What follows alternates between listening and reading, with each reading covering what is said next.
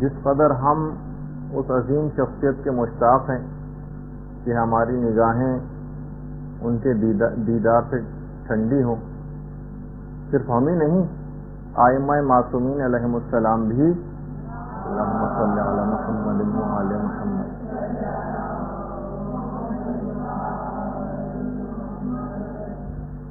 امیر المؤمنین علی ابن ابی طالب علیہ الصلوۃ والسلام بھی اللہم صلی علی محمد وعلی محمد۔ بہار الانوار کی 51ویں جلد میں مولا نے ایک سرد آہ کھینچی روایت میں، میں ان سے ملاقات کا کس قدر اشتیاق رکھتا ہوں۔ مولا کائنات ابو الائمہ وہ امام زمانہ سے ملاقات کے کس قدر شوقین تھے، اور ایک دفعہ تو اپنے دل کی طرف اشارہ کر کے مولا کائنات نے کہا تھا، اپنے دل کی طرف اشارہ کیا اور ایک آہ بھری کہ میں ان کو دیکھنے کا کس قدر مشتاق ہوں، اور کیوں نہ ہو۔ حقیقت یہ ہے کہ امام زمانہ اتنی عظمت رکھنے والی شخصیت ہے کہ باقاعدہ جیسا کہ آیت اللہ مستنبط نے اپنی کتاب القطرہ کے اندر لکھا ہے کہ حضرت خضر علیہ السلام کو آپ دیکھیے کہ کتنی بڑی قدر و منزلت کے حامل حضرت خضر، کہ حضرت موسیٰ جیسے نبی کی استادی کا شرف ان کو حاصل ہو رہا ہے، لیکن اتنی عظمت رکھنے کے بعد کہ موسیٰ جیسے نبی ان کی شاگردی میں جا رہے ہیں، ہم یہ دیکھتے ہیں کہ حضرت خضر حضرت حجت کے تابع اور ان کی رعیت میں سے۔ اس سے اس بات کا بھی اندازہ ہوتا ہے کہ حضرت حجت کی عظمت کس قدر زیادہ ہے۔ صرف یہی نہیں کہ حضرت حجت کی عظمت، بلکہ ان سے جو منسوب چیزیں ہیں ان کی عظمت کس قدر زیادہ ہے۔ امام سے منسوب جو مسجد جمکران ہے، مسجد جمکران باقاعدہ جنت الماوا کی روایت ہے کہ من صلاح، امام زمانہ نے مسجد جمکران کی باؤنڈریز کھینچی تھی نا، اور انہوں نے اس مسجد کو بنایا تھا۔ من صلاح فکأنما صلی فی البیت العتیق، مسجد جمکران میں نماز پڑھنے کا ثواب وہی ہے جو خانہ کعبہ کے اندر نماز پڑھنے کا ہے۔ تو صرف یہی نہیں کہ امام زمانہ سے منسوب شخصیات بلکہ چیزیں نہ صرف امام زمانہ کی اپنی ذاتی نہیں، بلکہ ان سے منسوب جتنی چیزیں ہیں ان سب کی بھی عظمت بہت زیادہ ہے۔ تو بندے اسی طریقے سے مثلا مسجد سہلہ، چھٹے امام کی جو روایت ہے امام جعفر صادق علیہ الصلوۃ والسلام کی، کہ جو شخص بھی 2 رکعت نماز مسجد سہلہ میں پڑھ لے گا، خدا اس کی عمر میں 2 سال کا اضافہ کر دے گا۔ 2 رکعت نماز پڑھنا مسجد سہلہ میں 2 سال کا عمر میں اضافہ کر دیتا ہے۔ اور یہ ایک ایسے امام کا ہم ذکر کر رہے ہیں جس کے لیے باقاعدہ جملہ ہے زیارتوں میں، السلام علیک یا قطب العالم، یعنی جس پر کائنات کا پورا دار و مدار ہے وہ شخصیت، اس پر ہمارا سلام۔ السلام علیک یا امام المسیح، حضرت عیسیٰ کے امام آپ پر ہمارا سلام، جو نبی خدا ہیں ان کے بھی امام امام زمانہ عجل اللہ تعالی فرجہ الشریف کی ذات گرامی اللہ۔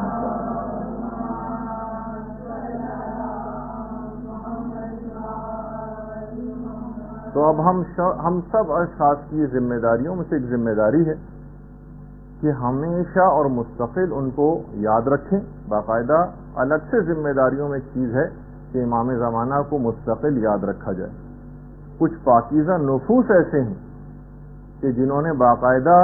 امام زمانہ کو اپنے خواب میں دیکھا تھا، جس میں امام زمانہ نے خود فرمایا تھا کہ تمام مومنین عزاداری سید الشہداء کی مجالس میں مصائب سننے کے بعد میرے لیے دعا ضرور کیا کریں۔ باقاعدہ حضرت حجت کا جملہ ہے کہ تمام مومنین مصائب سید الشہداء کو سننے کے بعد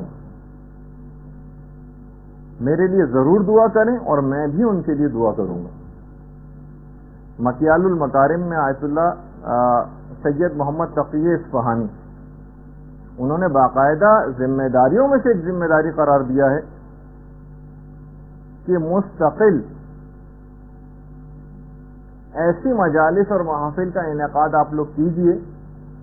کہ جس میں امام زمانہ کا تذکرہ ہو اور ان کو یاد کیا جائے. یہ مستقل ذمہ داریوں میں سے ایک ذمہ داری. حضرت حجت خود ان تمام حالات سے جو اس وقت مومنین کے ساتھ جب سے حضرت حجت غائب ہیں تب سے لے کر آج تک پیش آ رہے ہیں، مستقل سخت غمگین اور محزون ہیں. شیخ محمد جعفر جوادی ایک عالم گزرے، انہوں نے جب امام زمانہ علیہ السلام کو خواب میں دیکھا تھا تو باقاعدہ امام سے سوال کیا تھا کہ مولا آپ کی اس کیفیت کے متعلق انہوں نے جب سوال کیا تو امام نے ایک جملہ 2 دفعہ فرمایا، میرا دل خون خون ہے، میرا دل خون خون ہے. یعنی ان تمام حالات سے خود امام زمانہ شدید غمگین اور محزون ہے. آقا سید محمد اسماعیل شرفی ایک اور عالم گزرے ہیں، فرماتے ہیں کہ جب میں عتبات عالیہ کی زیارت سے مشرف ہوا اور حرم امام حسین علیہ السلام میں پہنچا، درود بھیج دیجیے محمد علیہ وسلم،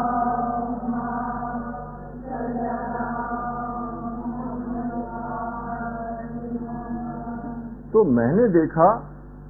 کہ خورشید جہاں اپنے جمال کی پوری تابش کے ساتھ ظاہر ہو گئے. یعنی امام زمانہ کو انہوں نے اپنی آنکھوں کے سامنے دیکھا. آقا سید محمد اسماعیل شرفی کہہ رہے ہیں میں والہانہ لپک کے امام کے پاس گیا اور پوچھا کہ آپ کون ہیں، حالانکہ دل کو یقین ہو چکا تھا کہ امام زمانہ. تو اس وقت امام زمانہ نے ایک جملہ کہا، میں اس کائنات کا سب سے مظلوم ترین فرد ہوں. واقعی اگر آپ اس لحاظ سے دیکھیں کہ کب سے امام کی ذات اتنی سب مصائب کو دیکھتی آ رہی ہے اور شیعت کے اوپر، اپنے ماننے والوں کے اوپر اور اپنی اولادوں کے اوپر کیسے مظالم انہوں نے دیکھے ہیں، تو اب ہماری ذمہ داریوں میں سے ایک ذمہ داری یہ ہے کہ ہم اس امام کی معرفت کو تو ضرور حاصل کریں.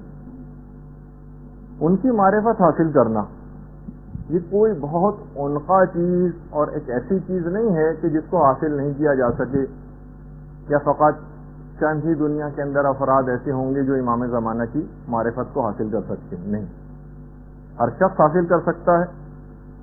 خود امیر المؤمنین علی ابن ابی طالب علیہ السلام فرماتے ہیں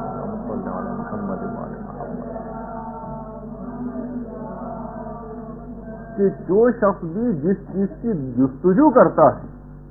اس کو مکمل طور پر پا لیتا ہے یا اس کا کچھ نہ کچھ حصہ تو پا ہی لیتا ہے. تو معرفت امام کی جستجو کرنا مکمل حاصل نہ بھی ہو سکی تو کچھ نہ کچھ حصہ تو اس کا ضرور حاصل ہو جائے گا. اچھا، اس کے لیے چند اعمال ہیں امام زمانہ کی معرفت کو حاصل کرنے کے لیے. امام کے دوسرے نائب خاص محمد ابن عثمان، ایک تو طریقہ انہوں نے بتایا ہے توجہ الیہ بالزیارہ، یعنی جو شخص بھی آپ کی زیارت جتنی دفعہ پڑھے گا، دیکھیے زیارت کیا ہے، امام زمانہ کے اوپر سلام، جتنی دفعہ وہ زیارت کرے گا اور امام کو سلام کرے گا اتنی ہی دفعہ جواب سلام کے لیے حضرت حجت اس کی طرف متوجہ ہوں گے. یہ جو روز آپ کو زیارت پڑھنے کا حکم ہے نا، اس کا ایک فلسفہ یہ بھی ہے کہ جتنی دفعہ آپ امام کا ذکر کریں گے، جتنی دفعہ ان کو سلام کریں گے، آپ کی طرف وہ اتنا ہی زیادہ متوجہ ہوں گے، اور جتنے زیادہ وہ آپ کی طرف متوجہ ہوں گے اتنا ہی آپ کے قلب اور باطن کے اندر پاکیزگی پیدا ہوتی چلی جائے گی اور اتنی ہی زیادہ معرفت آپ کے اندر آتی چلی جائے گی. یہ ہے اس کا ایک فلسفہ کہ امام کی زیارت کو جو ہم اس طرح بے دلی کے ساتھ اور روا روی کے اندر پڑھ دیتے ہیں اور صرف الفاظ کی حد تک رہ جاتے ہیں، لیکن بہرحال ہمیں اس کے باوجود بھی ایک خاص انداز سے زیادہ ہم آگے بگڑنے بھی نہیں پاتے. لیکن اگر ہم واقعی دل سے اور معنی اور مفاہیم سے واقفیت رکھتے ہوئے ان زیارات کو پڑھیں تو یقیناً امام کی بار بار توجہ کی وجہ سے جب آپ زیارت پڑھیں گی تو اتنا ہی قلب اور باطن کے اندر صفائی پیدا ہوتی چلی جائے گی. اچھا، چند عبادات کے متعلق علماء نے کہا کہ اگر وہ انجام دی جائیں تو وہ حضرت حجت کی توجہ بہت زیادہ آپ کی طرف جذب ہوتی چلی جائے گی اور آپ کے اندر ایک غیر محسوس انداز میں تبدیلی آتی چلی جائے گی. 3 عبادات تو بالکل واضح ہیں جن کے متعلق امام نے فرمایا. نافلہ شب، نماز شب کا پڑھنا. جو جتنا زیادہ نماز شب کا پابند ہوتا چلا جائے گا خود بخود امام زمانہ کی ذات گرامی اس کی طرف متوجہ ہوتی چلی جائے گی، اتنی ہی زیادہ ان کی توجہات آپ کی طرف جذب ہوں گی. دوسری چیز زیارت جامعہ. زیارت جامعہ ایک ایسی چیز ہے کہ یہ بھی امام زمانہ کی توجہ کو آپ کی جانب جذب کرے گی. اور تیسری چیز ہے عبادت زیارت عاشورہ. محدث نوری نے جو پورا واقعہ جو بہت مشہور ہے جسے میں ابھی پڑھنا نہیں چاہ رہا کیونکہ آپ لوگوں نے بہت دفعہ سنا، وہ بھی ہے کتابوں میں پڑھا ہوا ہے، سید رشتی کا. سید رشتی کا جو واقعہ ہے اس کے اندر امام نے 3 دفعہ ان تینوں عبادات کا خاص طور پر ذکر کیا تھا. نافلہ نافلہ نافلہ، یعنی تمہارے لیے لازم ہے کہ تم نماز شب پڑھو. جامعہ جامعہ جامعہ، تمہارے لیے ضروری ہے کہ زیارت جامعہ پڑھو. عاشورہ عاشورہ عاشورہ، تمہارے لیے لازمی ہے کہ تم زیارت عاشورہ پڑھا کرو. اور خود زیارت جامعہ کے متعلق تو امام زمانہ کا اپنا ہی ارشاد گرامی ہے کہ زیارت جامعہ ایک بہت ہی بہترین زیارت ہے، بہترین زیارات میں سے ایک. اس کے علاوہ ایک اور عمل ہے کہ جو کہ حضرت حجت کی توجہ کو آپ کی جانب جذب کرے گا، اس کا نام ہے زیارت امین اللہ. زیارت امین اللہ وہ زیارت ہے جسے امام زمانہ نے خود پڑھا ہے، تو اس کو پڑھنے کی بہت زیادہ تاکید ہے. اور ایک اور بات خاص طور پر معرفت کے سلسلے میں کہ دیکھیے یہ بھی جملہ ہے امیر المومنین علی ابن ابی طالب علیہ الصلوۃ والسلام کا، اللہم صلی علی محمد.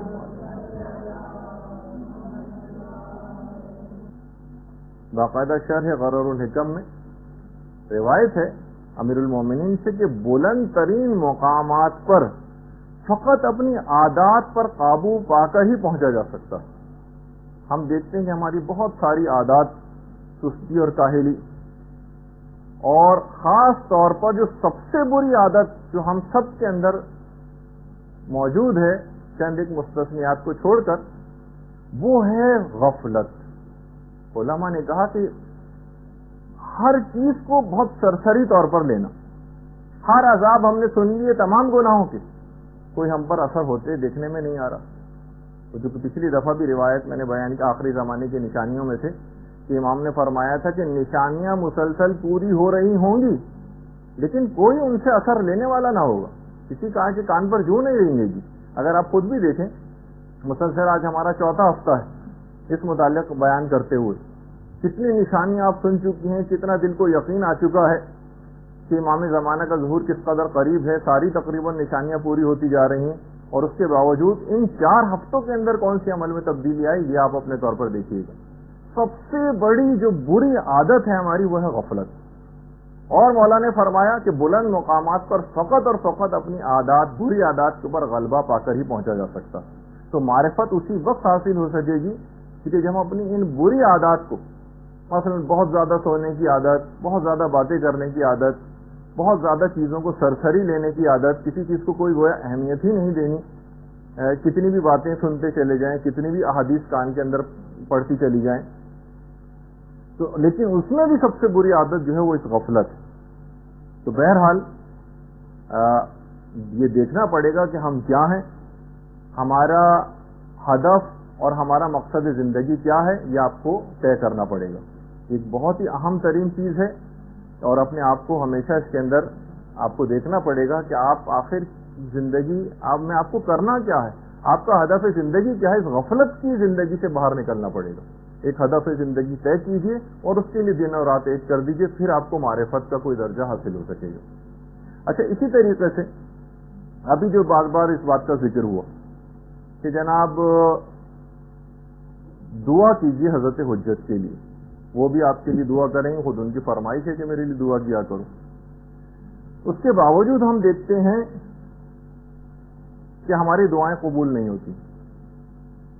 کتنے مومنین دعا کر رہے ہیں لیکن دعا ہے کہ قبول ہونے میں نہیں آتی ظہور کے سلسلے میں بھی. اور ہم جو عام زندگی میں لوگوں کا ایک طریقہ کار ہے، اس میں بھی لوگ شکایتیں کرتے نظر آتے ہیں کہ ہمارا عمل انجام دے رہے ہیں لیکن کوئی دعا ہماری قبول نہیں ہوتی. دیکھیے ہمارے استاد نے ایک دفعہ ایک روایت پڑھی تھی آج سے تقریباً 15 سال پہلے، کتاب کیفر کردار کے حوالے سے. فرما یہ رہے تھے کہ دیکھیے 2 ٹانگوں والا جو آدمی ہوتا ہے وہ ایک ٹانگ والے کو دیکھ کر خدا کا شکر ادا کرتا ہے، اور ایک ٹانگ والا جو ہوتا ہے، یہ بھی روایت نہیں ہے، تو خود بیان کر رہے تھے، وہ جس کی دونوں ٹانگیں نہیں ہوتی ان کو دیکھ کر خدا کا شکر ادا کرتا ہے. تو کائنات کی جتنے بھی موجودات ہیں ان سب نے خدا کا ایک شکر ادا کیا. کتے نے بھی خدا کا شکر ادا کیا، پروردگار تیرا لاکھ لاکھ شکر ہے کہ تو نے مجھے کتا بنایا. اب کتے سے اگر سوال کیا جائے کہ تم کس بات کا شکر ادا کر رہے ہو، تم سے زیادہ نہ تو کوئی نجس ہے نہ تم سے زیادہ بدتر کوئی جانور ہے، تو کتے نے کہا ہاں میں خدا کا شکر ادا کر رہا ہوں کہ اس نے مجھے کتا بنایا ہے، سور نہیں بنایا. سور نے بھی خدا کا شکر ادا کیا، یا پروردگار تیرا لاکھ لاکھ شکر ہے جعلنی خنزیرا، کہ تو نے مجھے خنزیر بنایا. بھائی تم کو شکر ادا کرنے کی کیا ضرورت ہے؟ تم تو سب سے کتے سے بھی زیادہ بدتر، نجیس العین ہو، ہر رطوبت تمہاری نجیس ہے، ساری فقہ کی کتابیں تمہاری ایک لحاظ سے مذمت میں نجاست کے ذکر سے بھری ہوئی ہیں،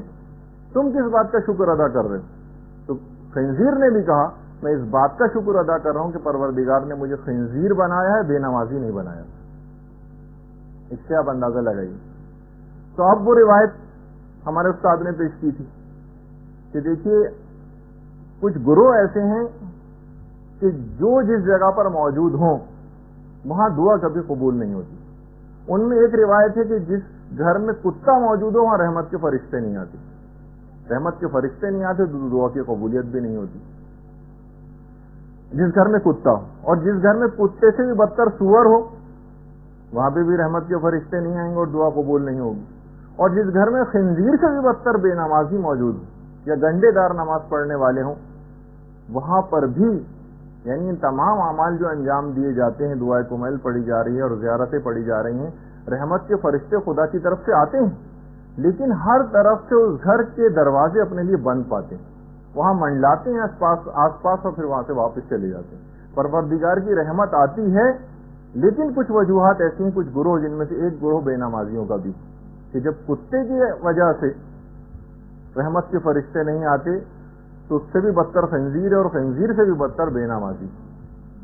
تو کوشش کریں گے گھر میں ایسے افراد، دوسرے الفاظ میں معاشرے کے اندر تبدیلی یا امام اس وقت آئیں گے جب آپ اتنے افراد تو پیدا کر لیں کہ جب امام ایک الہی حکومت کے قیام کا اعلان کریں تو انہیں ہر منصب کے اوپر فائز کرنے کے لیے عادل افراد کی ضرورت ہوگی. فاسق و فاجر و بے دین اور جاہل افراد تو ان عہدوں کے اوپر نہیں مقرر کیے جائیں گے نا. تو معاشرے کے اندر زیادہ سے زیادہ علم کو فروغ دینا ہے اور معاشرے سے زیادہ گناہوں کو ختم کرنا ہے، اور اس میں اپنے دعائیں قبول نہیں ہوئی. اس کے اندر سے ایک وجہ یہ بھی ہے کہ آپ نے اب تک وہ کام ہی مکمل نہیں کیا جس کو ایک لحاظ سے گراؤنڈ ورک کہا جاتا ہے، ایک گراس روٹ لیول کے اوپر جو ایک کام ہوتا ہے، اور اس سے بڑھ کر بھی جو آگے کام ہوتے ہیں کہ جب الہی حکومت کا قیام ہوگا تو ایسے افراد کہاں ہوں گے، ایسے علم رکھنے والے، ایسے علم و تقوی رکھنے والے، گناہوں سے بچنے والے عادل افراد، ایسے افراد کی تعداد میں زیادہ سے زیادہ اضافہ کرنا. اچھا اب ایک چیز اور اس میں بتا دی جائے کہ دیکھیے غیبت کبریٰ کے دور میں جن افراد نے حضرت حجت کی زیارت بھی کی ان کی تعداد بھی ہزاروں میں، یعنی جو صحیح طریقے سے جن کے متعلق یہ بات معلوم ہوئی. البتہ دیکھیے ان کو اتنا زیادہ فروغ دیا جانا، اس میں بہت سارے کیونکہ دیکھیے کہ جو منفی سوچ رکھنے والے یا حب جاؤ شہرت رکھنے والے افراد یا فراڈ جو افراد ہوتے ہیں وہ بھی اس کے اندر کود پڑتے ہیں. تو یہ بھی ضروری تھا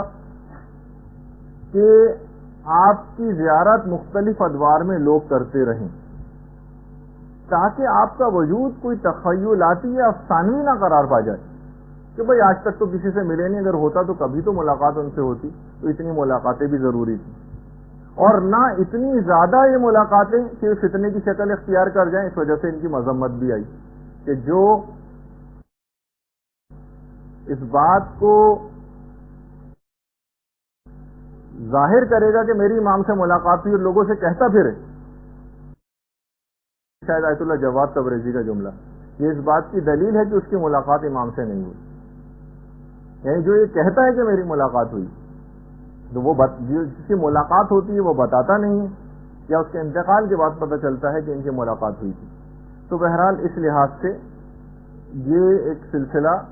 ایک خاص مصلحت سے شروع کیا گیا کہ کچھ افراد کو مختلف ادوار میں زیارتیں بھی کروائی جائیں. اور باقاعدہ ایران کے اندر تو اس مسئلے نے جب سے ملاقات امام زمانہ نام کی کچھ کتابیں چھپیں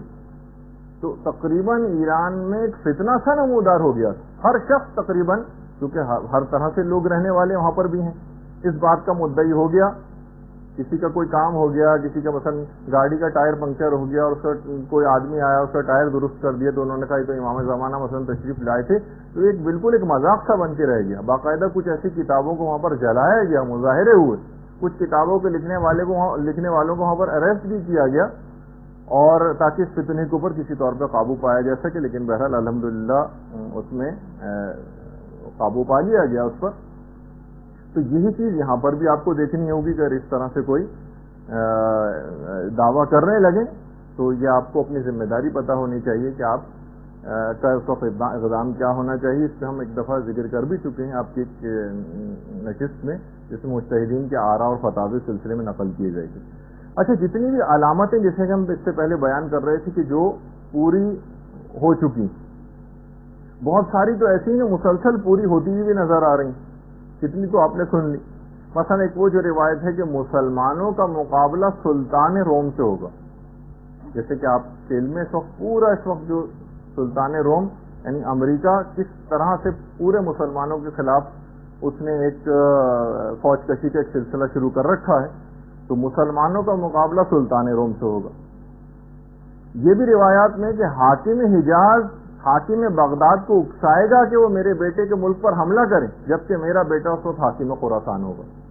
میرا بیٹا ایک ایسے انقلاب کے بعد حکومت کو حاصل کرے گا جس میں 80,000 سے زائد مومنین اپنی جانوں کا نذرانہ پیش کریں گے. دیکھیے کتنی روایات ایسی. اسی طریقے سے میرا بیٹا ایک ایسے ظالم کو اقتدار سے ہٹا کر آگے آئے گا کہ جس کے سلسلے میں فقط 2 ہی بادشاہ ہوں گے. ہم دیکھتے ہیں کہ امام خمینی اس بادشاہ کو ہٹا کر جو پہلی خاندان تھا، اس سے پہلے فقط 2 خاندانوں کے اندر ایران کے اندر حکومت رہی، صفوی خاندان اور قاجار خاندان. کہ میرا بیٹا ایک ایسے ظالم کو ہٹا کر اقتدار میں آئے گا کہ جس کے سلسلے میں فقط 2 بادشاہ ہوں، یعنی 2 خاندانوں میں بادشاہت رہے گی. حاکم حجاز میں سلسلہ بادشاہت بھائیوں میں چلے گا، جو کہ ہم کو اس وقت نظر بھی آ رہا. جب یہ آخری زمانے کے لیے اپنے ایمان کو بچانے کے لیے کتنی دعاؤں کی تاکید آئی ہے جو آپ سنتی رہتی، اپنی حفاظت ایمان کی دعا کرتے رہنا. پیغمبر اسلام ختم مرتبہ صلی اللہ علیہ وآلہ وسلم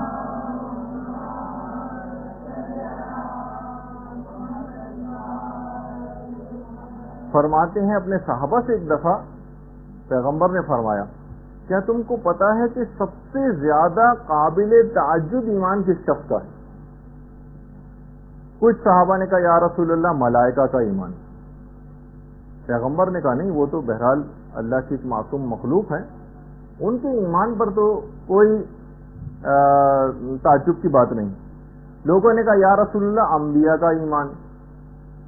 پیغمبر اسلام نے کہا نہیں، انبیاء بھی خدا کی معصوم ہستیاں ہیں اور ان کا ایمان کوئی قابل تعجب ایمان نہیں. کہا کہ اچھا یا رسول اللہ ہمارا ایمان. کہا کہ نہیں، تم تو میرے سامنے موجود ہو، تم مجھے دیکھ بھی رہے ہو، تمہارا ایمان بھی قابل تعجب نہیں. کہا کہ یا رسول اللہ پھر آپ ہی فرمائیے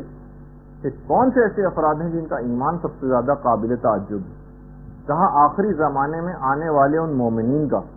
جنہوں نے نہ مجھے دیکھا ہوگا نہ میری اولاد کو، اور میرے آخری فرزند پر ان کا اعتقاد اتنا زیادہ مضبوط ہوگا کہ پہاڑ ٹل جائیں گے مگر ان کا ایمان ختم نہیں ہوگا، اور وہ سفیدی پر سیاہی کو دیکھ کر ایمان لائیں گے، جس کے متعلق علماء نے کہا کہ یعنی امام کو انہوں نے دیکھا نہیں ہوگا لیکن سفیدی پر سیاہی یعنی کاغذ کے اوپر لکھی ہوئی حدیثوں کو پڑھ کر کتابوں کے اندر ایمان لائیں گے۔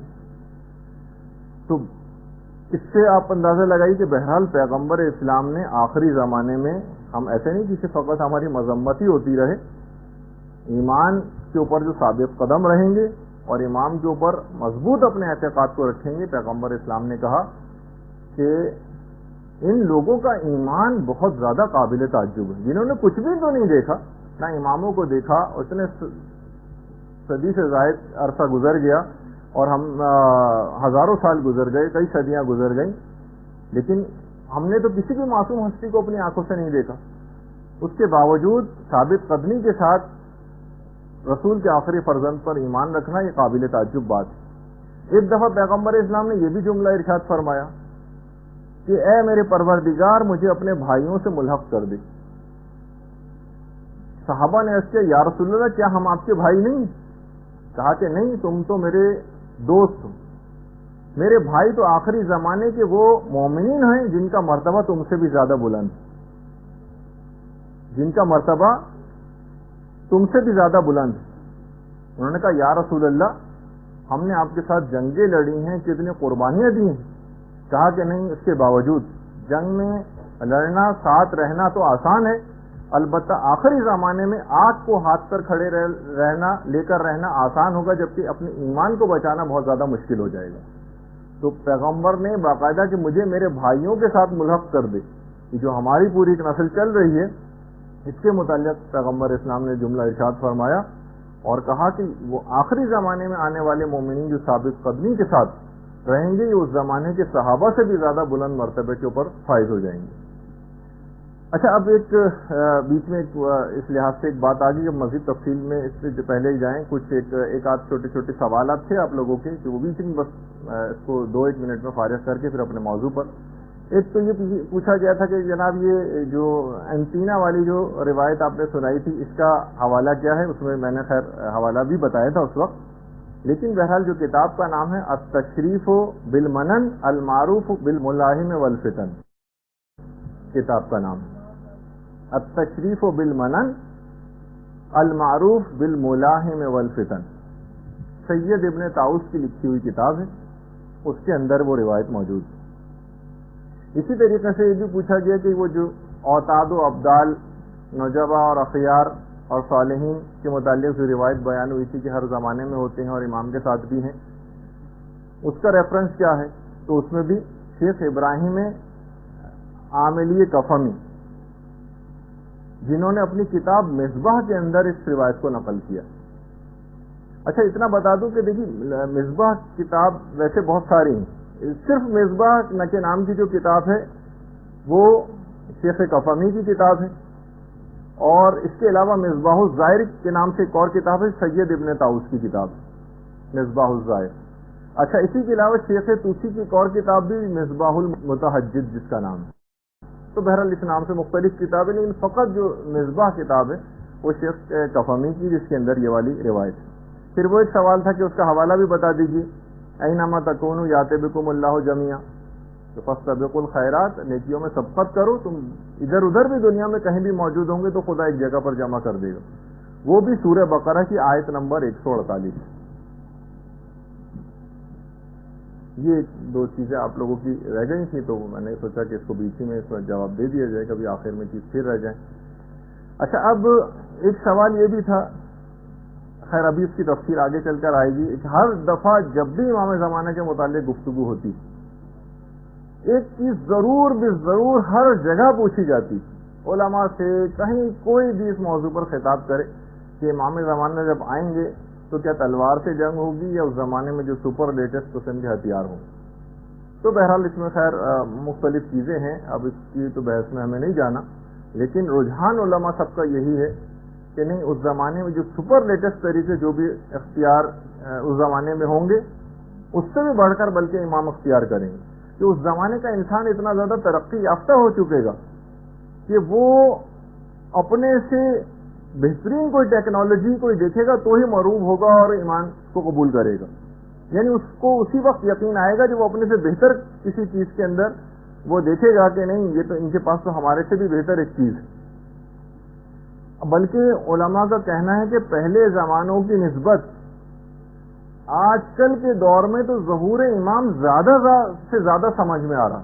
کہ واقعی آج کے دور میں اگر ظہور امام ہو جائے. باقاعدہ ہمارے استادی سے ایک دفعہ ہم سب لوگ بیٹھے پوچھ رہے تھے تو انہوں نے یہ جملہ کہا تھا کہ آج کل کے دور میں زیادہ ظہور آسان ہے. پہلے زمانے میں تو جناب یہ تھا تلوار کا دور تھا اور معجزات تو اگر دکھاتے تو امام ایک الگ بات ہوتی.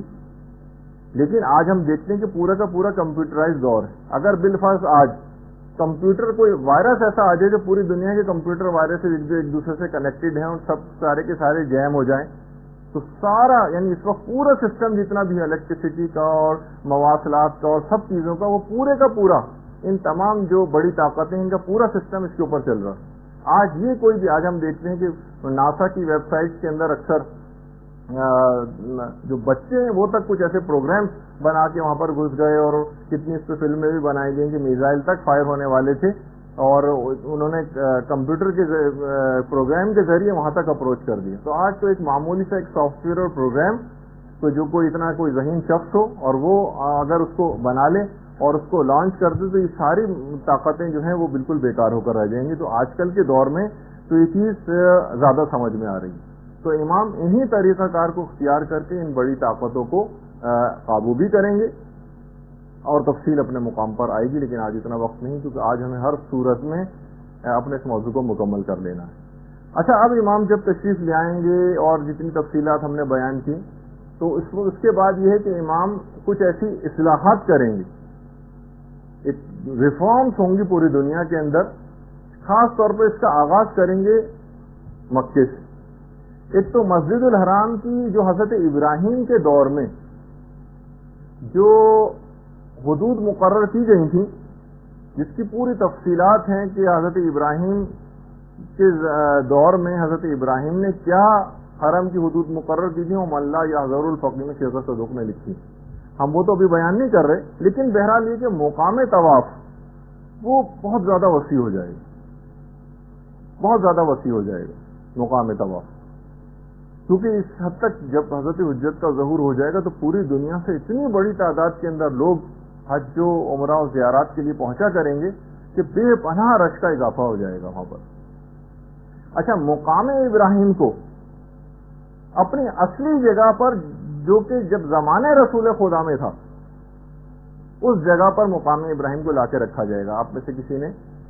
دیکھا ہوگا تصویر کے اندر سنہری رنگ کا ایک شوکیس ہے جو خانہ کعبہ کے دروازے کے کچھ سامنے موجود ہے جو ذرا فاصلے پر ہے جس کے درمیان سے طواف کیا جاتا ہے مقام ابراہیم کے درمیان سے اور خانہ کعبہ کی دیوار سے. اس کو اپنے اصل مقام سے جو کہ زمانے رسول خدا میں تھا جو کہ ایک پورے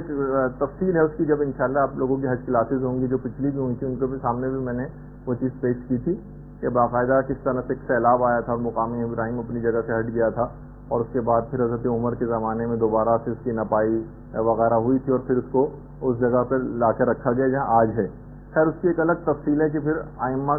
کے جو اپنا دور آیا مولا کائنات کو انہوں نے اپنے واپس اس جگہ پہ کیوں نہیں رکھا تو اس کی تفصیل بھی اپنی جگہ پہ جب انشاءاللہ ہوگا تو ہم اس میں بیان کریں گے. تو بہرحال زمانے رسول خدا میں وہ مقام ابراہیم خانہ کعبہ کی دیوار سے ملا ہوا تھا. جب بھی کہا جاتا ہے رکن اور مقام کے درمیان امام ٹیک لگا کر بیٹھے ہوں گے. رکن تو حجر اسود کو کہا جاتا ہے وہ کونا کہ جہاں پہ حجر اسود لگا ہوا ہے اور مقام ابراہیم تو مقام ابراہیم کی اصل جگہ تو وہیں جو خانہ کعبہ کی دیوار سے ملا ہوا تھا ورنہ امام کیسے پیٹ لگا کے بیٹھیں گے ورنہ تو مقام ابراہیم کافی دور ہے. تو بہرحال اس زمانے میں امام ایک تو مسجد الحرام کی وہ پرانی سابقہ حدود اس کو لے کر جائیں گے اور اس کے علاوہ مقام ابراہیم کو اپنی اصل جگہ پر خانہ کعبہ کے ساتھ ملا کر رکھیں گے. رش اتنا زیادہ ہو جائے گا طواف کرنے والوں کا کہ امام زمانہ کی طرف سے حکم آ جائے گا کہ مستحب طواف کرنے والوں پر پابندی فقط اور فقط حج کے ایام میں خاص طور پر یہ بات ہوگی جب اتنا زیادہ رش ہوگا کہ ظاہر ہے کہ جو واجب طواف کرنے والے ہیں کہیں اس سے رہ نہ جائیں تو مستحب طواف کرنے کے اوپر پابندی لگا دی جائے گی۔ اسی طریقے سے جتنی بھی تفاسیر ہیں اس میں سے تفاسیر بالرائے یہ نکال دی جائیں گی، ان کو نکال کے پھینکا جائے گا تمام تفاسیر میں سے، تفسیر بالرائے جتنی کی گئی۔ تقریباً علماء نے کہا کہ رجال کی جتنی بھی کتب ہیں اس سے انسان بے نیاز ہو جائے گا، تمام قیاسی مسائل دفن ہو جائیں گے، فلسفے کی جتنی بھی فضول مباحث ہیں وہ سب ختم ہو کے رہ جائیں گے، اور تہذیب و ثقافت کے نام پر جو مادر پدر آزادی کا جو تصور ہے یہ بھی امام زمانہ کی آمد کے بعد بالکل ختم ہو جائے گا۔ جتنے مسالک ہیں مسلک یہ سارے ختم ہو جائیں گے اور سب کے سب لوگ مومن کہلائیں گے۔ اچھا، اس زمانے میں جو اس پوری تفصیل ہے کہ ہوگا کیا امام کے دور میں، جو افراد بے گھر ہوں گے ان کے متعلق یہ ہے کہ باقاعدہ امام کی طرف سے ایک اجازت عام ہوگی، جس کو جہاں جگہ ملے وہ قوانین کا احترام کرتے ہوئے اس جگہ پہ اپنے مکان کو بنا لے، اور جو مکان بنانے کی طاقت نہیں رکھتا ہوگا اس کے متعلق پھر یہ ہے کہ امام کی جو حکومت اسلامی ہوگی، عالمی حکومت، وہ خود ایسے افراد کو مکان بنا کر مہیا کرے گی۔ اس زمانے کے متعلق یہ ملتا ہے کہ قیمتیں جو ہیں مکانات کی، خاص طور پر وہ افراد کی جنہوں نے انویسٹمنٹ کرنے کے لحاظ سے مکانات کو خرید رکھا ہے، تو اس زمانے میں قیمتیں مکانات کی بہت زیادہ کم ہو جائیں گی، سوائے کوفے کے مکانات کی کہ اس کی دارالحکومت ہونے کے لحاظ سے ایک الگ حیثیت ہوگی تو اس کی تو قیمت زیادہ ہوگی، لیکن جو اور جگہوں کے اوپر مکانات ہیں تو کیونکہ قیمتیں اسی وجہ سے بڑھتی چلی جاتی ہیں، تو جب ہر شخص کو حکومت کی طرف سے گھر ملے گا، عالمی حکومت کی طرف سے، اسلامی حکومت کی طرف سے، تو پھر خود بخود ان مکانات کی قیمتیں کم ہوتی چلی جائیں گی، لوگوں کے دلوں سے کینہ نکل جائے گا امام کی حکومت کے آنے کے بعد، اور ہر طرف فقط اور فقط خیر ہی خیر ہوگا۔ یہ بھی تفصیل ہے روایات میں کہ سڑکوں اور گلیوں میں جتنی بھی کھڑکیاں کھلتی ہیں گھروں کی ان کو بھی بند کر دیا جائے گا، سڑکوں اور گلیوں کی طرف جو کھڑکیاں کھلتی ہیں ان کو بند کر دیا جائے گا، اور جتنے بھی روڈز ہیں یہ تقریباً ہر روڈ جو مین روڈز ہوں گی وہ 120 فٹ چوڑی کر دی جائیں گی، اور گلیوں کے اندر جتنی بھی رکاوٹیں اور ڈنڈے کھڑے کیے جاتے ہیں ان سب کو بھی ہٹا دیا جائے گا۔ اچھا، اسی طریقے سے روایات میں یہ بھی ہے، اس کو ہم ظاہر ہے کہ اپنے الفاظ میں بیان کر رہے ہیں، کہ سڑکوں پر کھلنے والے جتنے گٹر ہیں یہ ان کو بھی بند کر دیا جائے گا۔ بہار الانوار کی 52ویں جلد کے اندر پوری ایسی اصلاحات کا بھی تذکرہ کیا گیا ہے۔ پانچویں امام محمد باقر علیہ الصلوۃ والسلام فرماتے ہیں کہ جس نے بھی ظہور امام کو پا لیا، جس نے بھی ظہور امام کو پا لیا، جو بیمار ہوگا وہ تندرست ہو جائے گا، جو کمزور ہوگا وہ طاقتور ہو جائے گا۔ ابھی بیمار تندرست کیسے ہوگا یہ آگے چل کے بات آنے والی، کمزور طاقتور ہو جائے گا۔ اسی طریقے سے امام علوم کو ظاہر کریں گے۔ روایت میں یہ ہے کہ 27 جو علوم ہیں،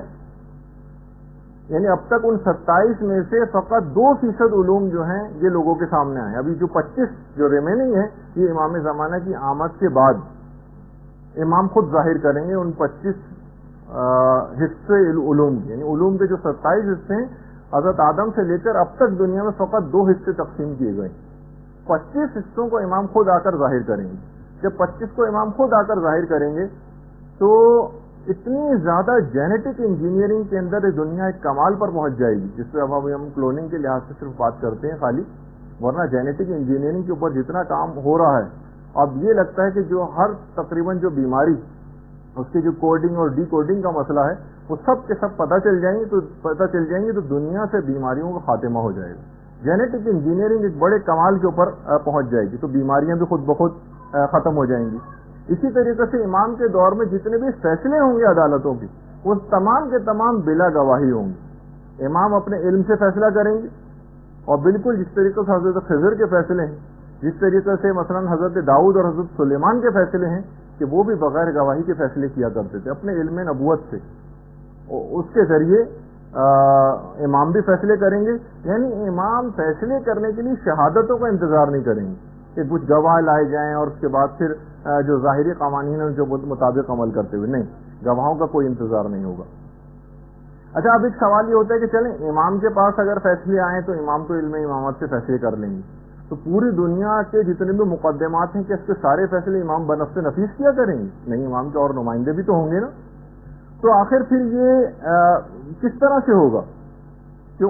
وہ کس طرح سے بغیر گواہی کے فیصلے کیا کریں گے؟ تو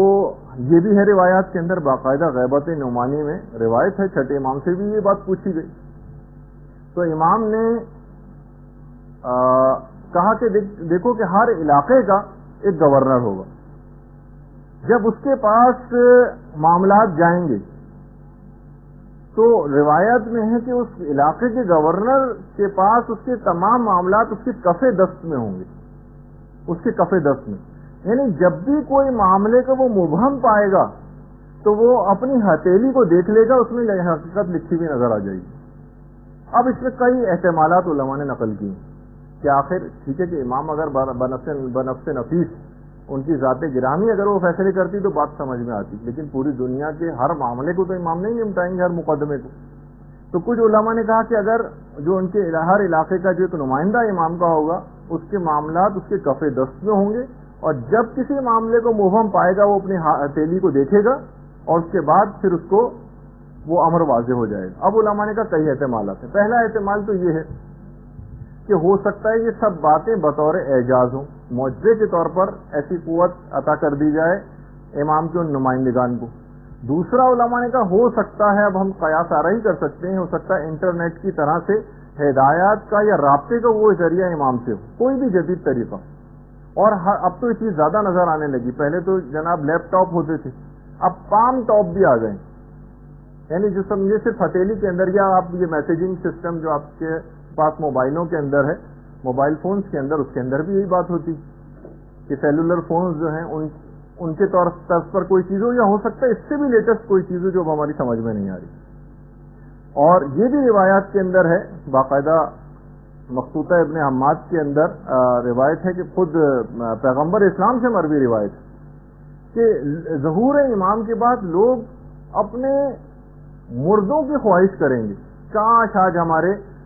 جو مردہ ہیں وہ آج زندہ ہوتے تو اس زمانے کو دیکھتے کہ ہم کتنی خوشحالی اور کتنی نعمتوں کے ساتھ امام کے ساتھ زندگی گزار رہے ہیں. لیکن اس کے بعد ان کی وہ دعا اور خواہش بھی قبول ہوگی، اور پھر رجت کا جس کا ہم ابھی آگے چل کر ذکر کرنے والے ہیں. اچھا اتنا اور بتا دیا جائے، اس کی بھی تفصیل علماء نے بتائی کہ حضرت موسیٰ کا جو عصا ہے نا، یہ اصل میں جنت کا ایک درخت ہے، آس، اس کی ایک شاخ ہے، اس کی شاخ ہے. جنت کا درخت ہے آس، الف مدبر آ اور سین. حضرت جبریل نے مدین میں جب حضرت موسیٰ پہنچے تھے اس وقت ان کو یہ لا کر دیا تھا. اور پانچویں امام یہ بات بیان فرماتے ہیں کہ سب سے پہلے اس عصا کو حضرت آدم کو دیا گیا تھا. یہ جو حضرت موسیٰ کا عصا تھا نا، پہلے حضرت آدم کے پاس تھا، اور اس کے بعد ان کے پاس سے ہوتا ہوتا ہوتا حضرت موسیٰ کے پاس آیا، اور اس کے بعد پیغمبر اسلام تک پہنچا، اور اس کے بعد امام فرماتے ہیں کہ پیغمبر اسلام کی وساطت سے ہم تک پہنچا، اور یہ اب بھی ویسا ہی سرسبز ہے جس طرح سے روز اول میں اس کو کاٹا گیا تھا. اچھا یہ بھی ہے، چھٹے امام بیان فرماتے ہیں، ایک راوی ہے یعقوب سے کہ کیا تم کو پتہ ہے کہ حضرت قائم جب ظہور کریں گے تو ان کے پاس کون سی قمیض وہ پہنے ہوئے ہوں گے؟ اس نے کہا نہیں مولا، مجھے آپ بیان فرمائیے. تو چھٹے امام اپنے گھر کے کمرے کے اندر گئے، وہاں سے ایک صندوق لے کر آئے، اور صندوق کو چھٹے امام نے کھولا تو اس کے اندر سے پیغمبر اسلام کی قمیض وہ نکالی. اللہم صلی علی محمد وآل محمد. اس قمیض کی جو آستین تھی اس کے اوپر خون لگا ہوا تھا، جو جنگ احد میں جب پیغمبر اسلام کے دندان مبارک شہید ہوئے تھے تو وہ خون پیغمبر اسلام کا اس قمیض کے اوپر لگا تھا. اس وقت جب ظہور کا وقت ہوگا تو پیغمبر اسلام کی یہ خون آلود قمیض یہ حضرت حجت پہنے ہوئے ہوں گے جو جنگ احد میں جس پر خون لگا تھا. راوی کہتا ہے یعقوب کہ میں نے اس قمیض کو لیا، اس کو بوسہ دیا، اور اس کے بعد پھر چھٹے امام نے اس قمیض کو بہت اچھے طریقے سے تہہ کیا، صندوق کے اندر رکھا، اور پھر دوبارہ اس کو رکھ کر آئے. اچھا یہ جو ایک تو پیغمبر اسلام کی اس طرح کی قمیص پہنی ہوگی، ایک پیرہن ہوگا، ایک اور لباس جو کہ حضرت یوسف کا ہوگا. وہ بھی روایت میں اکمال الدین و اتمام النعمہ میں شیخ صدوق نے اس کو نقل کیا ہے، اور مفضل ابن عمر اس کے راوی کہ امام نے پوچھا کہ تم کو پتا ہے کہ جو حضرت یوسف کی قمیص تھی وہ کیسی تھی؟ کہا کہ راوی نے کہا نہیں. تو پھر امام نے اس کی تفصیل بتائی کہ جس وقت حضرت ابراہیم کو آگ کے اندر پھینکا جا رہا تھا اس وقت جبرائیل وہ قمیض لے کر آئے تھے اور حضرت ابراہیم کو وہ قمیض پہنائی تھی، اور جس سے وہ محفوظ رہے. اور اس آگ کی جو اس سے پہلے کی حدت تھی اور اس کے بعد جب وہ آگ ٹھنڈی ہو گئی تھی تو اس کی سردی سے بچانے کے لیے بھی وہ قمیض جو حضرت جبریل نے ان کو پہنائی تھی، جس کی وجہ سے حضرت ابراہیم محفوظ بھی رہے تھے. پھر حضرت ابراہیم کا جب وقت وفات قریب آیا تو انہوں نے اس قمیض کو حضرت اسحاق کے بازوؤں کے اوپر باندھ دیا تھا، ان کے ایک بازو پر باندھ دیا تھا بطور تعویذ. اور انہوں نے پھر حضرت یوسف کے بازو پر حضرت اسحاق کے واقعے کے بعد حضرت یوسف کی جب ولادت ہوئی تھی تو اس وقت حضرت یعقوب نے ولادت کے وقت حضرت یوسف کے بازو پر اس قمیض کو باندھ دیا تھا. مفضل نے پوچھا کہ مولا پھر وہ قمیض آج کل کہاں ہے؟ امام نے فرمایا جو اس بات کے اہل ہیں قمیض ان کے پاس محفوظ ہے، اور اس کے بعد وہ قائم آل محمد کے پاس وہ قمیض پہنچ جائے گی. اللہم صلی علی محمد و آل محمد. اور اس بات کا یقین رکھو کہ جو کچھ بھی انبیاء ما سلف کے پاس تھا وہ سب کا سب حضرت حجت کے پاس ہے. اور باقاعدہ جو شیخ حر عاملی انہوں نے اثبات الہدات میں اس بات کو لکھا ہے، جو مولا کائنات کی بھی روایت ہے کہ جب حضرت خاتم تشریف لائیں گے تو ان کے پاؤں میں حضرت شیش علیہ السلام کی نالین مبارک ہوگی. اچھا، اب خواتین کے کردار کے حوالے سے بھی پچھلی دفعہ بات ہوئی تھی. اس میں بہرحال دو الگ الگ روایتیں، ایک روایت میں 50 خواتین کا تذکرہ ہے جو شاید پچھلی دفعہ میں نے بتایا تھا، لیکن ایک اور روایت میں 13 خواتین کا تذکرہ بھی آیا ہے. اور اس بات الہدات میں شیخ اور عملی نے وہ والی روایت لکھی کہ جس میں کہا گیا کہ جو کام زمانے رسول خدا میں عورتیں انجام دیا کرتی تھیں وہی زمانے حضرت حجت میں بھی انجام دیں گی. اور دیگر جتنی بھی حکومتیں اس وقت ہوں گی جو باطل حکومتیں ہیں، پانچویں امام یہ فرماتے ہیں کہ امام کے قیام کے بعد جتنی باطل حکومتیں ہیں یہ ساری کی ساری معدوم ہو جائیں گی، ختم ہو جائیں گی.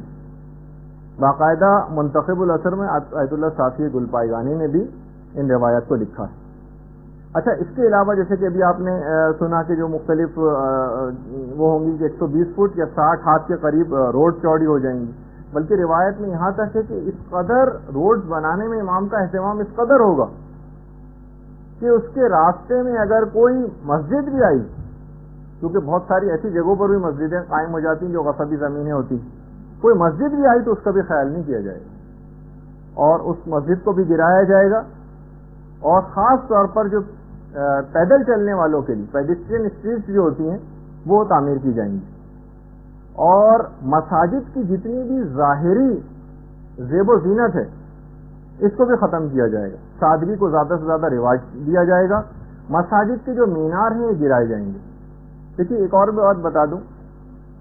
خاص طور پر جب ہم اعتکاف کے مسائل بیان ہوتے ہیں تو اس وقت مسجد کی حدود کیا ہے جس کے اندر ایک معتکف کو رہنا ہوتا ہے، تو اس وقت یہ والی بحث آتی ہے کہ مثلا مسجد کی جو چھت ہے وہ مسجد میں آتی ہے یا نہیں آتی.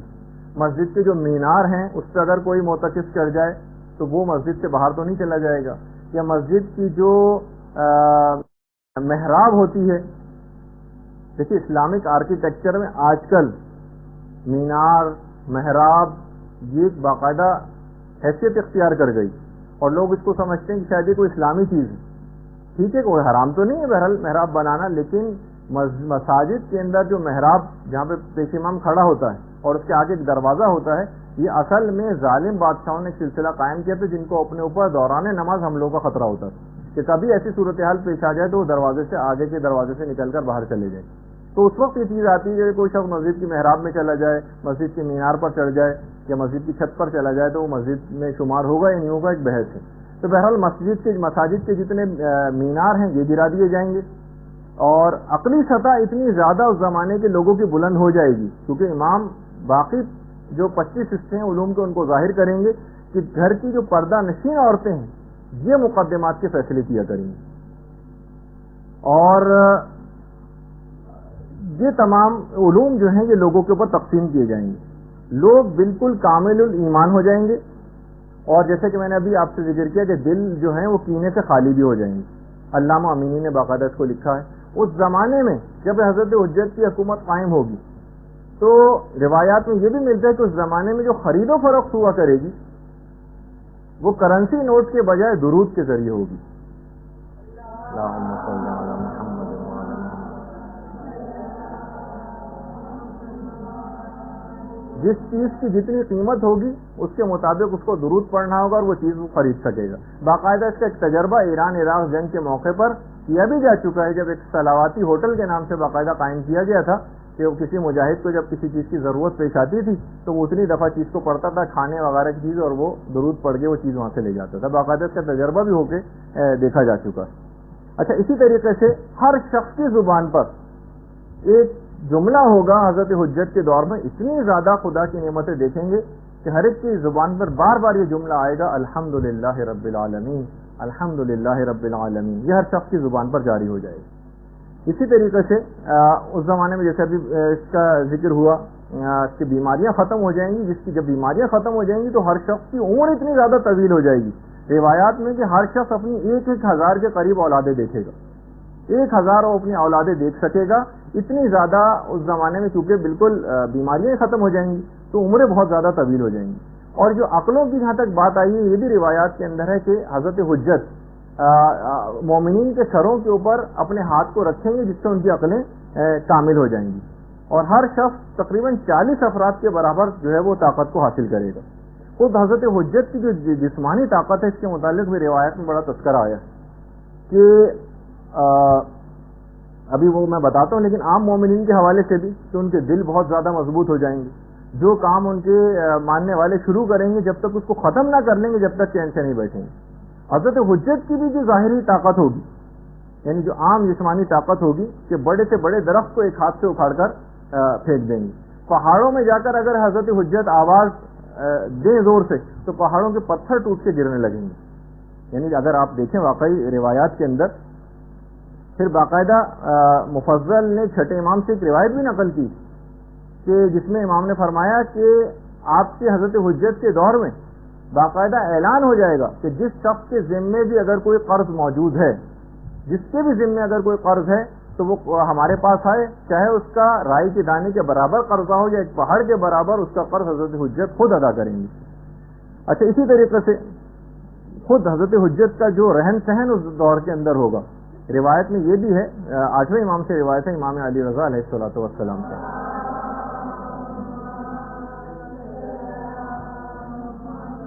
کہ امام کا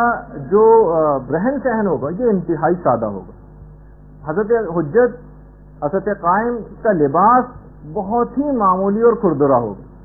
اور غذا انتہائی کم قیمت اور سادہ۔ آیت اللہ صافی گل پائگانی نے منتخب الاثر میں بھی اس کی تفصیل لکھی۔ اچھا، پھر اس کے بعد بہرحال حضرت حجت اس طرح سے زندگی گزاریں گے، اور کتنے سال ان کی حکومت رہے گی ہم پچھلی اس میں تفصیل سے ذکر کر چکے ہیں۔ بہرحال حضرت حجت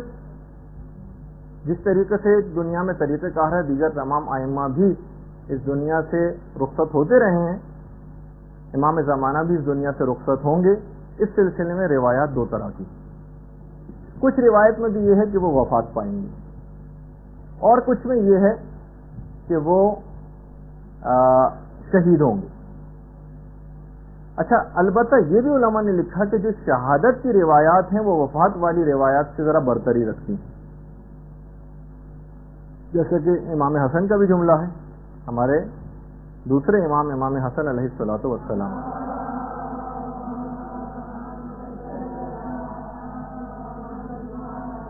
کہ ہم تمام امام یا تو زہر سے قتل ہوں گے یا پھر شہید ہوں گے۔ روایات میں یہ ہے کہ جب 70 سال تقریباً پورے ہو جائیں گے تو قبیلہ بنی تمیم کی ایک عورت جس کا نام سعیدہ ہوگا، سعاد سین عین یہ دال ہے، سعیدہ، یہ ایک درخت کے اوپر بیٹھی ہوگی بہت بڑا سا پتھر لے کے، اور جب حضرت حجت وہاں سے گزریں گے تو ان کے اوپر اس پتھر کو پھینکے گی، جس کے نتیجے میں حضرت حجت شہید ہو جائیں گے۔ روایات میں بھی کہ اس عورت کی جو شکل و صورت ہے، اس کی ظاہری حالت مردوں کی طرح سے اس کی داڑھی ہوگی اس عورت کی۔ اچھا، لیکن یہ والی جو روایت ہے، اچھا ابھی کچھ ہی عرصے پہلے ایک بات بڑی مشہور بھی ہوئی تھی آیت اللہ بہجت کے حوالے سے، کہ جب وہ زاروں قطار رو رہے تھے اور لوگوں نے اسے دریافت کیا تھا، تو لوگ کہتے ہیں کہ انہوں نے اپنے گریے کا وجہ بیان کی کہ وہ عورت پیدا ہو چکی ہے جو حضرت حجت کو شہید کرے گی۔ اب بہت ساری جب ہم نے اس کا ویسے جب اس کی تحقیق کی اور وہاں کے علماء قوم سے پوچھا، تو اکثر نے تو کہا کہ حضرت آیت اللہ بہجت کے حوالے سے جو باتیں ہم کراچی سے سنتے ہیں، وہ خود ہم حضرت بہجت کے سامنے رہتے ہوئے ہم کو سنائی نہیں دیتی، کہ بعض اوقات اس قسم کی باتیں کہ ہمیں وہاں سے سننے میں آتی ہیں کہ یہ حضرت آیت اللہ بہجت نے یہ بات کہی یا انہوں نے یہ عمل کیا ہے، یہ ہمیں وہاں سے پتہ چلتا ہے کراچی سے۔ تو بہرحال بعض اوقات بہت سی چیزیں اس طرح کی مشہور ہو جاتی ہیں جو پھر پھیلتی چلی جاتی ہیں معاشرے کے اندر۔ اب میں اس روایت کا پہلے بتا دیتا ہوں۔ اب یہ والی بھی جو روایت ہے، اس کے متعلق سید محمد صدر جو ہیں، انہوں نے تاریخ بعد الظہور ایک کتاب لکھی ہے، اس کے اندر بھی اس بات کو کہا ہے کہ یہ جو روایت ہے اصل میں یہ الزام الناصب میں سید علی حائری یزدی، علامہ یزدی نے نقل کی، اور روایت بھی اس طرح سے نقل نہیں کی، بلکہ کہا کہ روایت میں اس طرح سے آیا، نہ انہوں نے کوئی حوالہ لکھا ہے اس روایت کا، نہ کس کتاب کے اندر ہے یہ روایت عورت کے ذریعے امام زمانہ کی شہادت کی، تو یہ ناقابل اعتبار یہ روایت ہے۔ تو لیکن بہرحال جو چیز بالکل یقینی ہے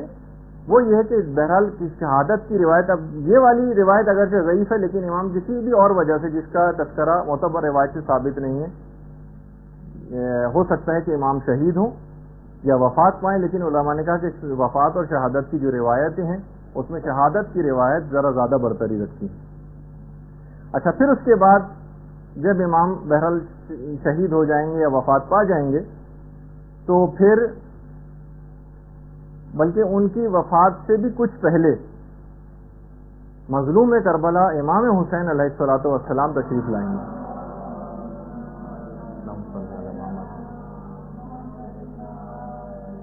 امام کو سوائے امام کے کوئی غسل نہیں دے سکتا۔ تو روایات میں یہ ہے کہ امام حسین جن کی رجت ہوگی، جس کا بھی ہم تذکرہ کرنے والے ہیں، سب سے پہلی رجت امام حسین علیہ السلام کی ہوگی، جو تمام شہدائے کربلا اور 70 انبیاء کے ساتھ تشریف لائیں گے دوبارہ۔ اس وقت حضرت خاتم، حضرت حجت، حضرت قائم اپنی انگوٹھی اور جو تبرکات انبیاء ہیں یہ امام حسین علیہ الصلوۃ والسلام کے سپرد کر دیں گے۔ پھر اس کے بعد حضرت حجت کی شہادت واقع ہوگی، امام غسل دیں گے، کفن دیں گے اور انہیں دفن کیا جائے گا۔ اچھا، اس میں ایک بات اور بھی روایات میں آئی ہے کہ جو شیطان والا جو واقعہ ہے، کہ کیا شیطان کو امام زمانہ قتل کریں گے؟ چھٹے امام سے یہ بات پوچھی گئی کہ شیطان نے تو قرآن آیت دی ہے کہ قیامت تک کے لیے مہلت مانگی تھی، یعنی اسے وقت معلوم تک کی مہلت دی گئی، تو یہ کہہ دیا جاتا ہے کہ ہاں تجھ کو قیامت تک کی مہلت ہے،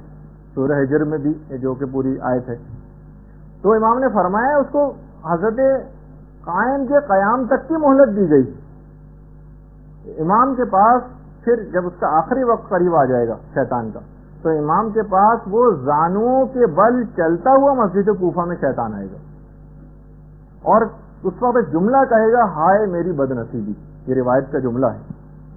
اور پھر اس کے بعد امام اس کے پیشانی کے بالوں سے اس کو پکڑ کر اس کی گردن کو کاٹ دیں گے۔ اور یہی وہ وقت معلوم ہے جس کو شیطان کو جس وقت تک کی مہلت دی گئی۔ تفسیر عیاشی میں پوری یہ روایت ہے، اور تفسیر المیزان میں علامہ محمد حسین طباطبائی نے بھی اس روایت کو لکھا ہے۔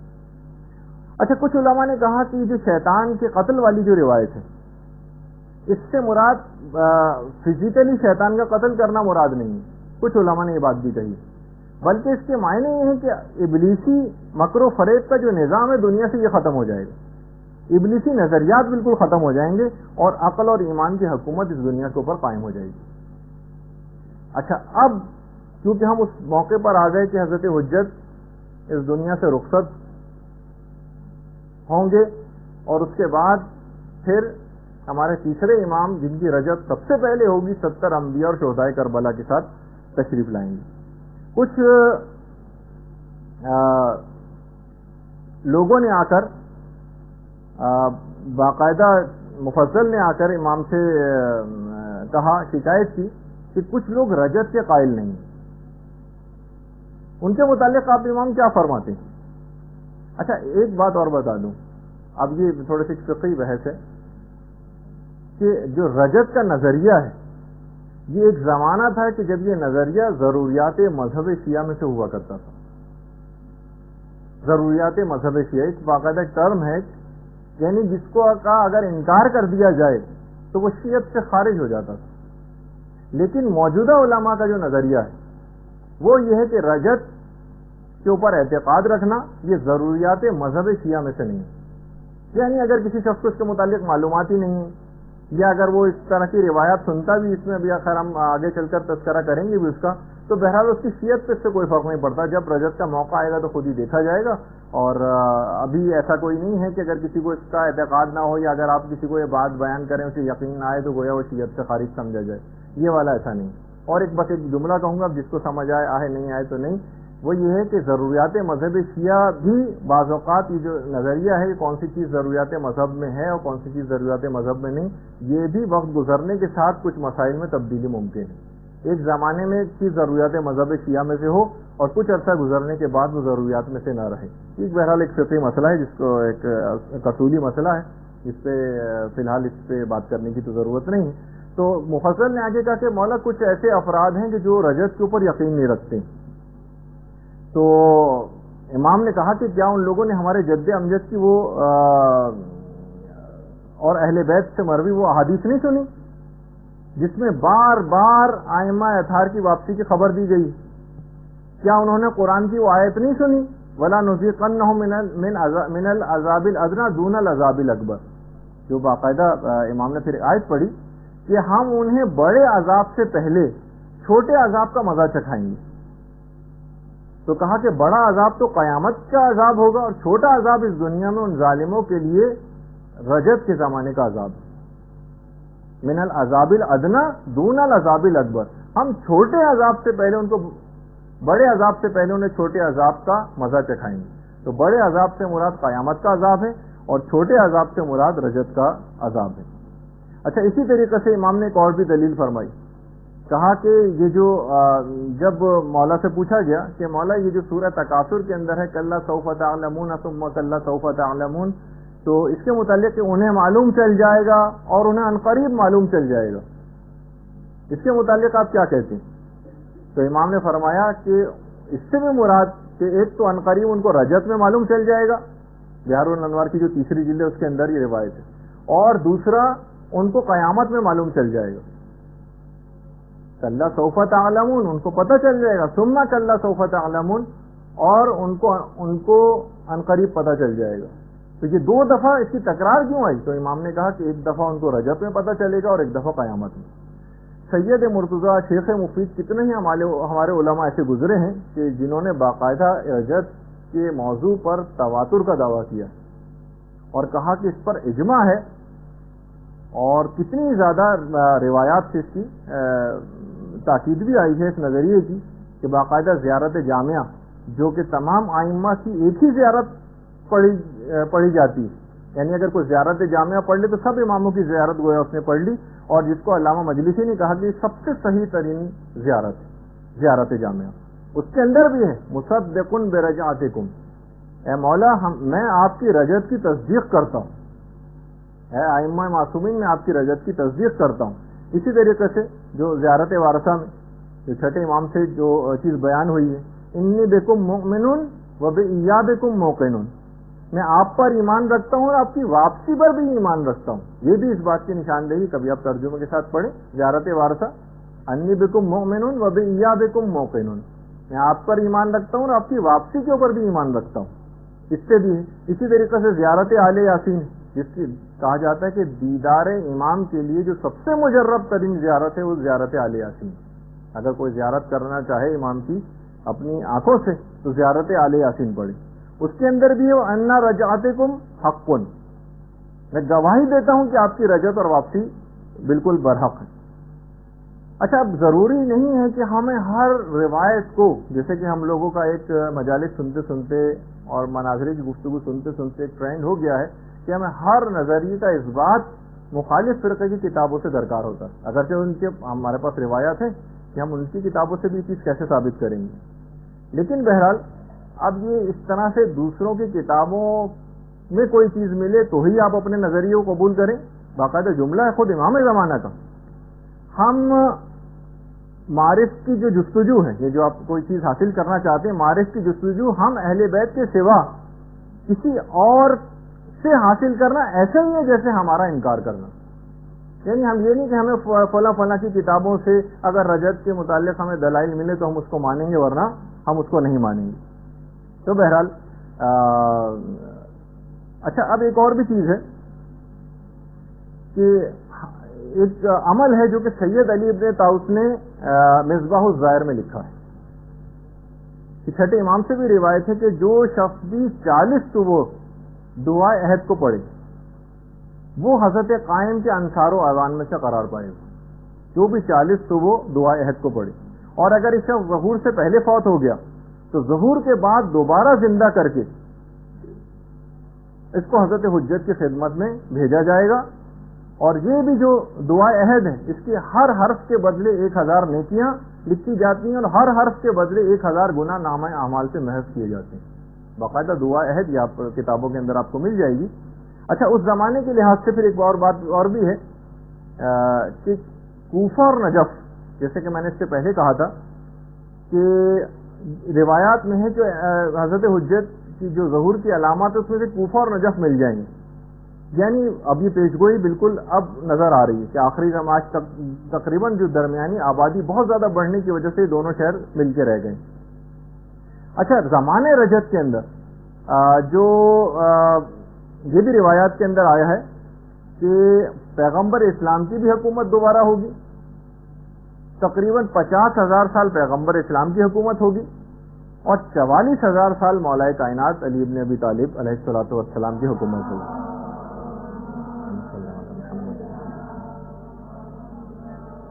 مولا کائنات اور پیغمبر اسلام کی ملاقات نجف میں ہوگی، اور ایک باقاعدہ ایک مسجد بھی تعمیر ہوگی، پہلے امام کے لحاظ سے بھی ایک ہے، اور ایک زمانے رسول خدا کے لحاظ سے بھی ایک روایت آئی کہ اس میں 1200 دروازے ہوں گے، جبکہ امام زمانہ والی جو مسجد ہے اس کے متعلق 1000 دروازوں کی جو سید ابن طاؤس نے روایت نقل کی ہے۔ ایک روایت ہے کہ پوری دنیا کی جو عمر ہے یہ 1 لاکھ سال ہے، ایک روایت ہے، اس میں 20,000 سال تو عام لوگ حکومت کریں گے، اور 80,000 سال آل محمد کی حکومت ہوگی۔ 20,000 سال عام لوگوں کی حکومت ہوگی، اور 80,000 سال اس دنیا میں آل محمد کی حکومت ہوگی۔ اچھا،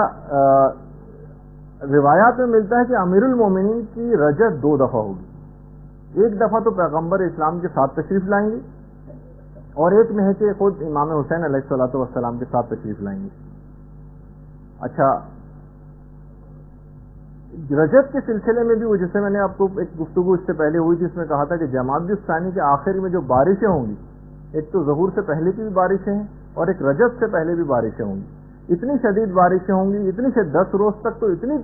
زبردست بارش ہوگی کہ آج تک لوگوں نے ایسی بارش نہیں دیکھی ہوگی، اور یہ بارش جب مومنین کے قبور کے اوپر پڑے گی تو اس سے جسم نمو پائیں گے، اور لوگ مٹی کو جھاڑتے ہوئے اپنی قبروں سے باہر آ جائیں گے، اس حالت میں اٹھیں گے کہ مٹی سروں سے گر رہی ہوگی۔ زمانے رجب میں جو شخص بھی دوبارہ اٹھے گا وہ اپنی سابقہ عمر سے دگنی عمر پائے گا جتنی اس سے پہلے اس نے حاصل کی تھی۔ اچھا، جو اس زمانے میں روایات میں یہ بھی ہے کہ جو ناصبی ہوں گے، جو دشمنان اہل بیت کے اندر رہ جائیں گے، ان کے متعلق اس آیت کی تفسیر میں جو ہم نے اس سے پہلے برزخ کے عذاب میں ذکر کی تھی، فَإِنَّ لَهُ مَعِيشَةً ضَنْكَ، کہ ان کا جینا بڑا تنگی کا جینا ہوگا۔ ایک روایت میں تو یہ کہ قبر کس سے مراد ہے، ایک اور روایت بھی چھٹے امام کی، کس سے مراد ناصبی ہیں، زمانہ رجعت میں ان کی غذا اور خوراک بنی آدم کا فضلہ ہوا کرے گی، جو ناصبی ہے۔ تو بہرحال اچھا، اسی لحاظ سے اکثر علماء نے ایک چیز اور بھی اس میں لکھی ہے کہ بہت سارے ظالمین ایسے ہوں گے جن کی رجعت کئی دفعہ ہوگی، اور وہ ہر دفعہ اپنے کیے کی سزا پائیں گے. یعنی ایک دفعہ کی دی گئی سزا زمانے رجت میں ان کے لیے کافی نہیں ہوگی. رجت میں ایک بات یاد رہے کہ زمانے رجت میں توبہ کا دروازہ بالکل بند ہے. کسی کی کوئی توبہ قبول نہیں ہوگی زمانے رجت میں. چھٹے امام کی ایک اور روایت بھی کہ رجت میں دو طرح کے لوگ اٹھائے جائیں گے, یا تو خالص مومن ہوں گے یا خالص کافر ہوں گے. درمیانی جو مومنین ہوں گے ان کو نہیں اٹھایا جائے گا سوائے اس کے کہ وہ اس بات کی خواہش رکھیں. باقاعدہ تفسیر نور الثقلین کے اندر پوری تفصیل ہے اس کی. اچھا, اب ایک چیز یہ سوال پیدا ہوتا ہے کہ جو رجت ہوگی یہ اجباری ہوگی یا اختیاری ہوگی. تو دیکھیے بہرحال ظالمین کوئی اپنے شوق سے سزا پانے کے لیے تو اٹھیں گے نہیں. مومنین کے لیے اختیاری ہوگی. باقاعدہ فرشتے جا کر ان سے پوچھیں گے کہ اگر تمہارے امام نے ظہور کیا ہے, اگر تم ان کی نصرت کے لیے جانا چاہتے ہو تو چلے جاؤ. کون مومن بدنصیب ایسا ہوگا جو اس وقت انکار کرے گا؟ البتہ ظالمین کے لیے تو کوئی شوق سے نہیں آئیں گے, ان کی اجباری ہوگی. اچھا, پھر اس کے بعد مفضل کی چھٹے امام سے بھی روایت ہے کہ جو بھی پوچھا گیا کہ جو بھی اشتیاق رکھے گا حضرت حجت کی زیارت کا, اس کی آخر وہ حسرت پوری کیسے ہوگی؟ تو بہرحال اس کی دعا کرنا, بہرحال روایت میں تو بہت سارے اس طرح کے, ہم میرے خیال آپ کی خدمت میں سے پہلے بیان بھی کر چکے ہیں کہ وہ کون کون سے ہم طریقے اختیار کریں کہ جس سے ہم اس بات کی خواہش رکھتے ہوں کہ ہم زمانے رجت میں اٹھائے جائیں. جو اعمال ہیں تو خیر میں نے اس سے پہلے بیان بھی کر چکا. رجت میں کون کون اٹھے گا یہ بھی میرے خیال ہے پچھلی دفعہ کے کسی لیکچر میں میں نے آپ کی خدمت میں بیان کیا تھا. ایک تو حضرت خضر ہی ہوں گے جن کی عمر اس وقت میں نے بتائی تھی کہ تقریباً 6000 سال, اور ان کو جو اتنی طویل ترین زندگی دی گئی ہے حضرت خضر کو, ان کے متعلق بھی روایت میں یہ ہے کہ حضرت خضر کو اتنی طویل زندگی کا دیا جانا یہ اس بات کے لیے ہے, تقویت پہنچانے کے لیے کہ وہ حضرت حجت کی طویل ترین زندگی کے گواہ قرار پائیں, اور لوگوں کے سامنے بھی ایک ایگزامپل رہے کہ جن کو تم بالکل مانتے ہو 100% کہ ایک عام شخص بھی تھے یا چلے نبی بھی تھے, تب بھی بطور اعجاز اگر پروردگار چاہے تو اتنی طویل عمر بھی کر سکتا ہے. حضرت خضر کی تو 6000 سال ہے, حضرت حجت کی تو 1000 سال سے کچھ زیادہ ہے عمر. تو بہرحال اچھا, اسی طریقے سے ایک روایت یہ بھی ہے جو کہ ہمارے امام حسین علیہ الصلوۃ والسلام سے ہے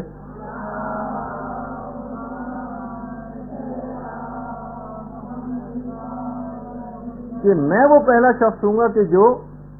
جس کے لیے زمین شگافتہ ہوگی. اچھا, اس کے علاوہ سلمان فارسی بھی اٹھائے جائیں گے زمانے رجت میں, ان کا بھی روایت میں تذکر آیا ہے. مقداد کا بھی تذکر آیا ہے, جابر بن عبداللہ انصاری کا بھی تذکر آیا ہے, حضرت ابو دجانہ انصاری کا بھی تذکر آیا ہے. دیکھیے حضرت ابو دجانہ ان کے متعلق ملتا ہے کہ جنگ احد میں سب لوگ چھوڑ کر چلے گئے تھے پیغمبر اسلام کو سوائے مولا کائنات کی اور ابو دجانہ کی. پیغمبر نے کہا تھا ابو دجانہ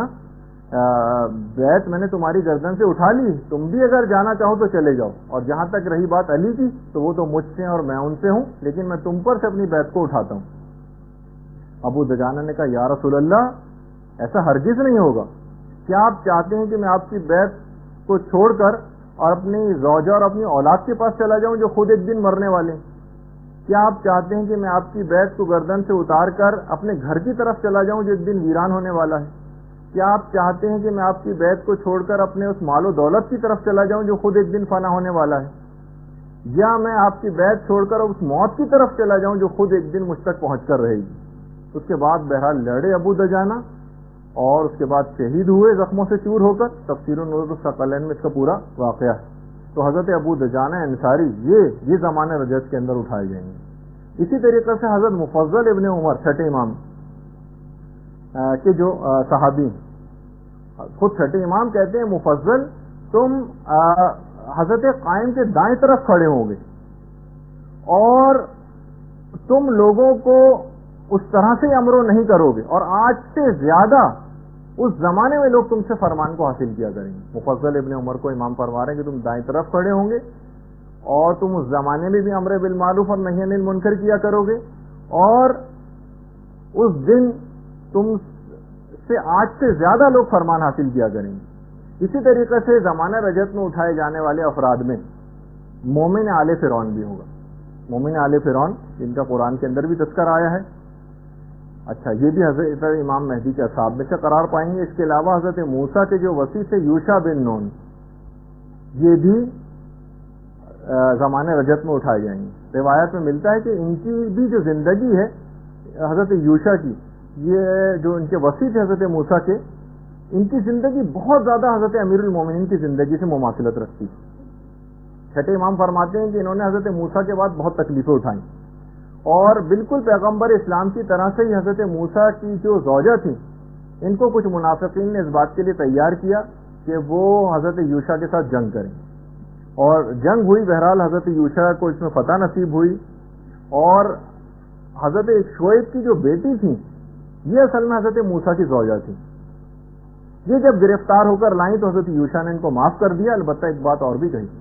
کہ میں جب قیامت کے دن حضرت موسیٰ کے پاس جاؤں گا تو آپ کی شکایت کروں گا, کیا آپ کی وفات کے بعد آپ کی زوجہ نے کس طرح سے مجھ سے جنگ کی.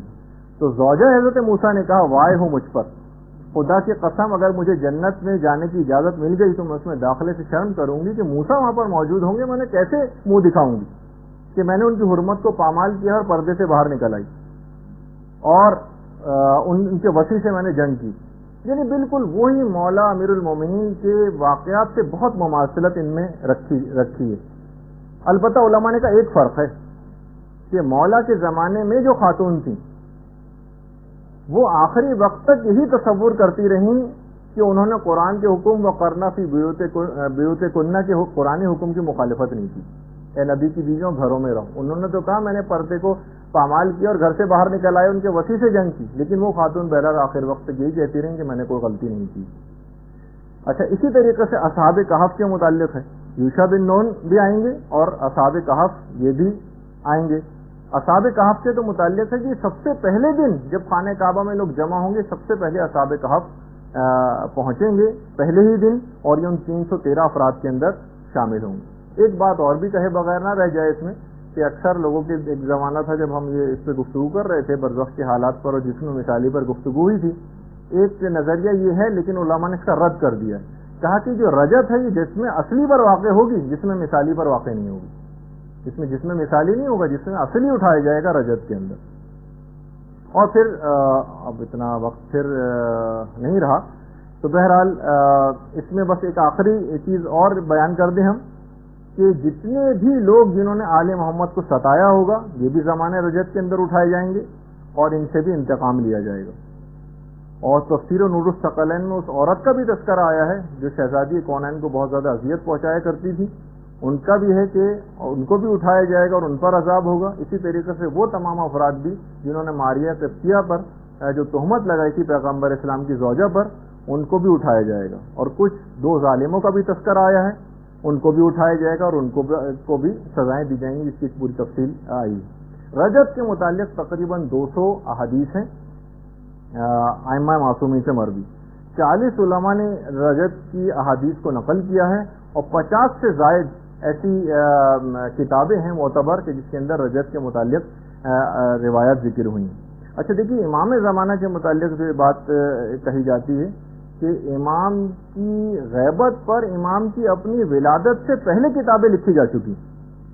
علی ابن حسن نام کے عالم انہوں نے کتابیں لکھی تھیں, اس کے علاوہ بطائنی ہیں انہوں کی کتابیں ہیں, ابو الفضل ناشری کی کتابیں ہیں. خود یعنی امام کی پیدائش سے پہلے امام کی غیبت کے موضوع پر کتابیں لکھی جا چکی. لوگ بار بار ائمہ معصومین کے پاس آتے تھے کہ مولا یہ بتائیے کہ آخر ہم کو یہ آسائش اور یہ فرج اور یہ ظلم سے نجات کب ملے گی. تو پھر اس کے بعد امام تمام وہ کیفیات اور علامات بتایا کرتے تھے کہ ہمارا آنے والا ایک آئے گا اور اس زمانے میں یہ علامات ہوں گی اور اس کے بعد اس کا ظہور ہوگا اور اس کے بعد آسانی نصیب ہوگی. تو کتابیں بھی لکھی جا چکی ہیں. اچھا اس لحاظ سے بس اب ہم اس موضوع کو یہاں پر اختتام پذیر کرتے ہیں کہ زمانے رجب کے اندر تمام ائمہ معصومین کی دوبارہ واپسی ہوگی روایات کے اندر ہے, اور اس کے بعد یہ سلسلہ چلے گا اور جب دنیا کی وہ مدت پوری ہو جائے گی تو اس کے بعد قیامت.